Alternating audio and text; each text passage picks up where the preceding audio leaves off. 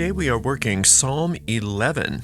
In Psalm Magic, we often hear of using Psalm 11 for triumph over adversity, overcoming fear, reversing evil, and driving away demons. I'm going to gear Psalm 11 today for calling on the law of cause and effect, calling karma into play.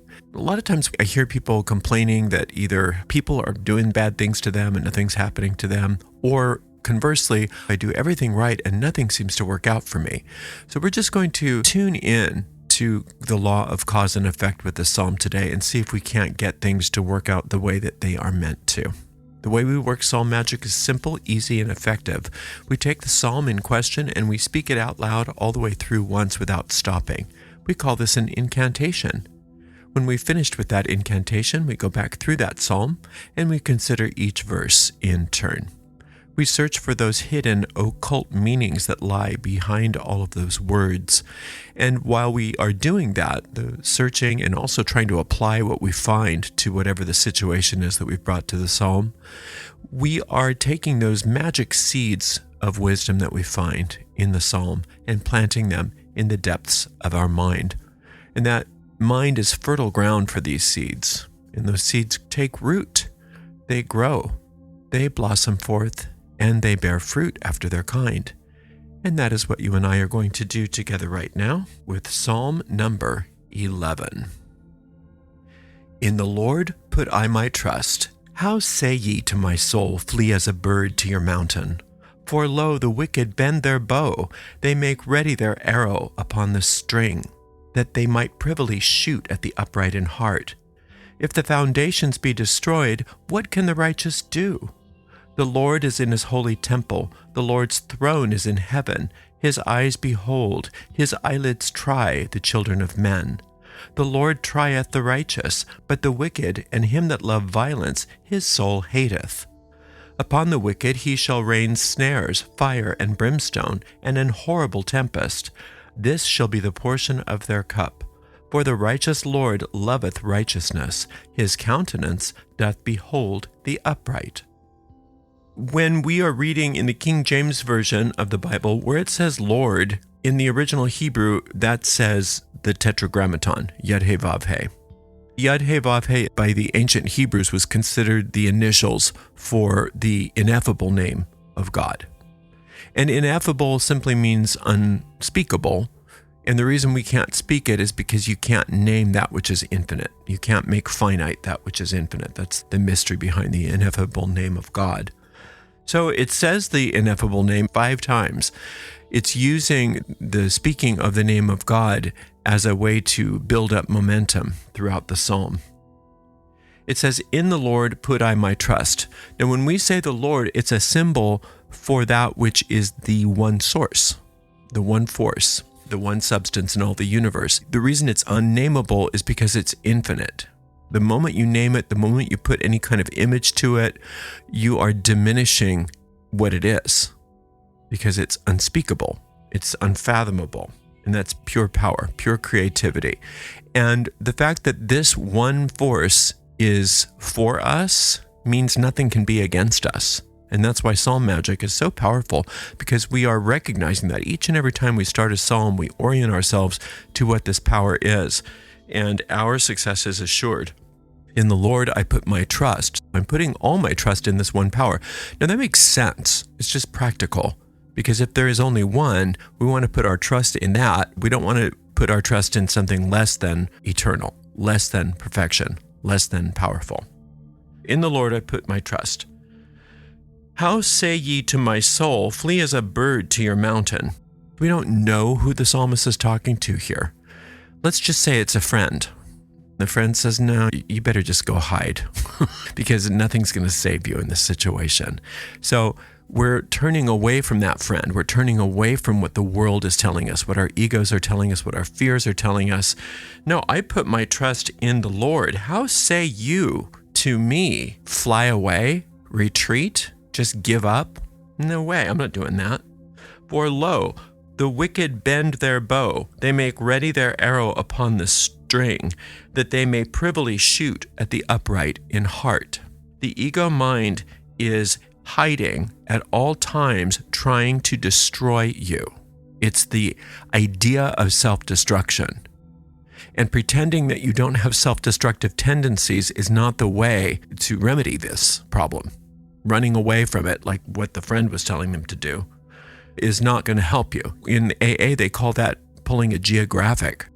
If I just move, then the alcoholism will go away. All my problems will go away because the alcoholism just lives in New York. It lives in California. So if I move to another coast, all will be well. And you know what happens when you try to run away from your problems, you bring them with you. So you can't run away from this. You have to turn and face it. What we're turning and facing is our own tendencies towards self-destruction here. When we're talking about the law of cause and effect, it's not blaming the victim when we say, if you're having things in your life going on that you don't want, you have to look at yourself first. That doesn't mean we're taking everybody else off the hook. It's just we're talking about ourselves first because we are the primary cause in our lives. We have to take care of our own side of the street first. That's what we're doing here. So we're looking within ourselves. If the foundations be destroyed, what can the righteous do? If everything's ruined, what am I supposed to do? It's an important question to ask ourselves. If I can't trust in the infinite, then where am I supposed to go? If I can't trust in the one source of the universe, then what am I supposed to do? We can't look to the world to solve our problems. We can't just change location to solve our problems. We have to look to the infinite. And where does the infinite reside? Within us. Within us. And that is the law of cause and effect. What causes are we activating? The causes of our ego mind or the causes of the infinite?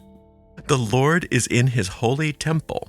The Lord's throne is in heaven. His eyes behold, his eyelids try the children of men. Now we're talking about the Lord as the law of cause and effect. The Lord is in his holy temple. The Lord is always available. The Lord's throne is in heaven, meaning the causative plane. His eyes behold, his eyelids try the children of men. What you're getting back is what you're giving out. And that's how the eyelids try the children of men. What are you doing? What are your thoughts? What are your attitudes? What are your intentions? If you don't know because you can't keep track of your thoughts, that's okay. We have an entire physical universe here to keep track of your thoughts for you. So you can just look. What are my thoughts about myself? Look to your bank account. Look to your relationships. Look to your health. Right?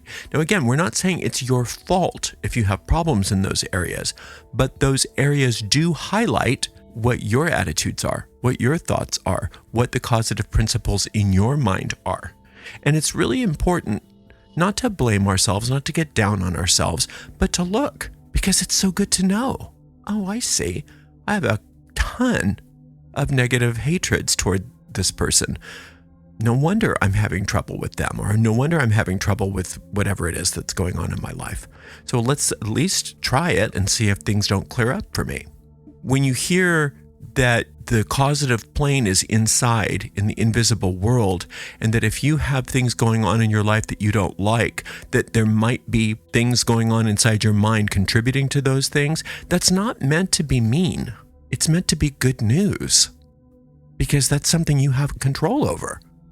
So go with what you have control over first. The Lord trieth the righteous, but the wicked and him that loveth violence, his soul hateth. So love and hate.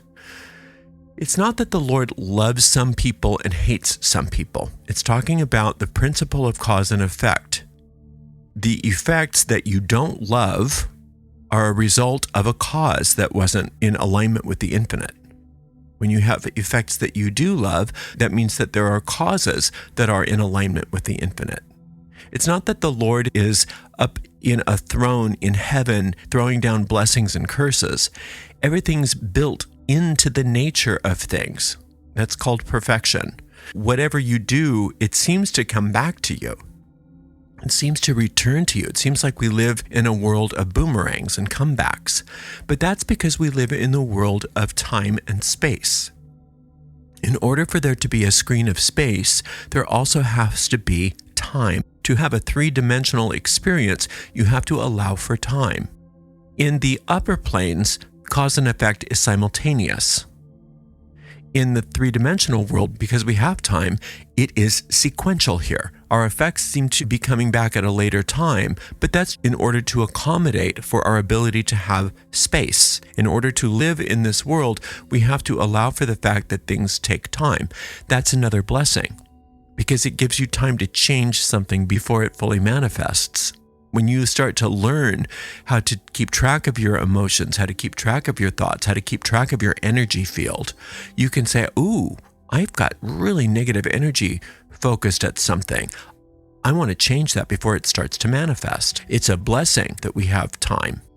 Sometimes people are so upset that it takes time for their spells to manifest, but that's also a blessing, because as you get more sensitive to the causative plane within you, you can tweak things before they manifest and avert manifestations that you don't want. Imagine how great that is when you can avert a manifestation that you don't want prior to it materializing. That's a blessing. Upon the wicked he shall rain snares, fire and brimstone, and horrible tempest. This shall be the portion of their cup. Boy, that sounds mean. And it's great when you're asking for retribution, when somebody's been so awful to you, and you can call upon the Lord, and you can maybe use this psalm for that purpose, to see the brimstone and all of that raining down upon your enemies. That does feel good. But in this context, that's not what it's talking about.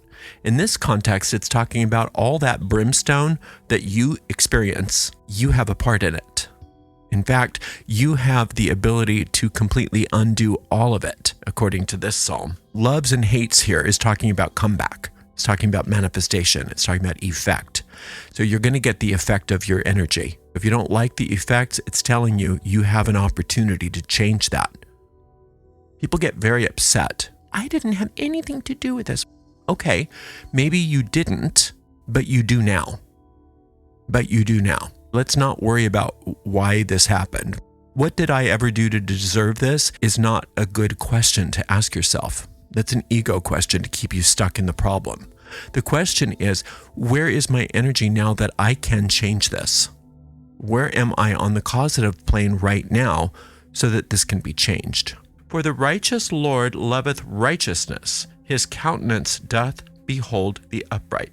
When you are in your right mind, that's what righteousness is. When you are in your right mind, you and the infinite look at each other face to face. You have a face-to-face experience. You do anyway, even when you're not in your right mind. But when you're not in your right mind, you're projecting your own stuff onto the face of God. And then it seems like God's punishing you because you're projecting all of that onto the face of God. But in reality, when you're in your right mind and you are at peace and you're allowing the causative plane to be clear and clean and allow the infinite's causes to occur through you, you and the infinite are at one, face to face. And you know exactly what the infinite looks like, and the infinite knows exactly what you look like, and you have a perfect relationship. And when you have a perfect relationship, then all of your effects start to be peaceful. And even the ones that aren't so peaceful, you are capable of dealing with them quickly, easily, and efficiently so that they don't cause you the consternation that you were having before. This psalm shows you how much power you have over the effects in your life. It's a beautiful psalm.